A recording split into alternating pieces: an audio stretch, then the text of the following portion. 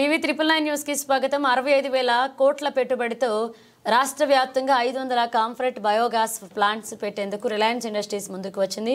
Reliance industries ప్లాంట్ల కోసం కావాల్సిన భూమి ఇవ్వడానికి కేబినెట్ ఆమోదం తెలిపింది. దేశంలో ఎక్కడా లేని విధంగా అనేక రాష్ట్రాలు ప్రయత్నం చేసినా కూడా రిలయన్స్ ఇండస్ట్రీస్ మన రాష్ట్రంలోనే పెట్టుబడి పెట్టడానికి ఇది కంప్రెస్డ్ బయోగ్యాస్ యూనిట్స్ ని దాదాపు 500 యూనిట్లు మన రాష్ట్రంలో స్థాపించడానికి ముందుకొచ్చిందని చెప్పేసి తెలియటానికి సంతోషిస్తామని చెప్పేసి కూడా మనం చేస్తాం. తద్వారా 65,000 కోట్ల రూపాయలు పెట్టుబడి 2.5 లక్షల మందికి ఉద్యోగ అవకాశాలు కూడా లభిస్తాయని చెప్పేసి మనం చేస్తాను. 11,000 మెట్రిక్ టన్నులు కంప్రెస్డ్ బయోగ్యాస్ తయారీ అవుతుందని చెప్పేసి కూడా తెలియజేస్తాను. దీంట్లో ఏంటంటే ఇప్పుడు దాకా మనందరం కూడా ఈజ్ ఆఫ్ డూయింగ్ బిజినెస్ గురించి ఈ పారిశ్రామిక రంగాల్లో ఈ ప్రపంచంలో డిస్కస్ చేస్తా ఉండేవాళ్ళు. ఈజ్ ఆఫ్ డూయింగ్ బిజినెస్ లో మాకు ఫస్ట్ ర్యాంక్ లో ఉన్నాం లేదా సెకండ్ ర్యాంక్ లో ఉన్నాం అని చెప్పేసి చెప్పుకుంటుండేవాళ్ళు. కానీ ఈ రోజు చంద్రబాబు నాయుడు గారి ప్రభుత్వం ఈజ్ ఆఫ్ డూయింగ్ బిజినెస్ కు అదనంగా స్పీడ్ ఆఫ్ డూయింగ్ బిజినెస్ తన చర్యల ద్వారా నిరూపిస్తుందని చెప్పేసి నేను మనవి చేస్తాను. ఎందుకంటే ఈ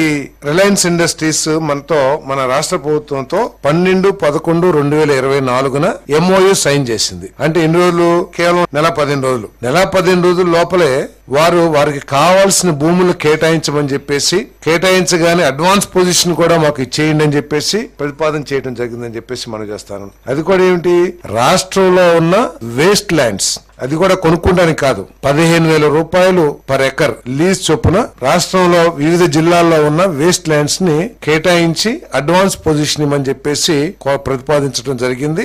అంతేకాకుండా ఈ వేస్ట్ ల్యాండ్స్ సరిపోకపోతే రైతుల దగ్గర నుంచి వారే పర్ ఎకర్ 30,000 రూపాయలు లీజ్ చెల్లించి రైతులకి ఆ భూమిని వారు సేకరించుకుంటారు. అంటే 11,000 టన్నుల CBG తయారు అంటే కంప్రెస్డ్ బయోగ్యాస్ తయారు చేయడానికి కావాల్సిన భూముల్ని అంటే నేపియర్ గ్యాస్ ఇదంతా కూడా పెంచాలి, గ్రాస్. దానికోసం కావాల్సిన భూముల్ని మన దగ్గర ఉన్న రాష్ట్ర ప్రభుత్వ ఆధీనంలో ఉన్న వేస్ట్ ల్యాండ్స్ ని వాళ్ళకి 15,000 రూపాయలు, అదే విధంగా వారు సొంతంగా సమకూర్చుకునే రైతుల భూములకి 30,000 రూపాయలు వారు చెల్లిస్తారని చెప్పేసి కూడా ఈ సందర్భంగా తెలియజేస్తా ఉన్నాను.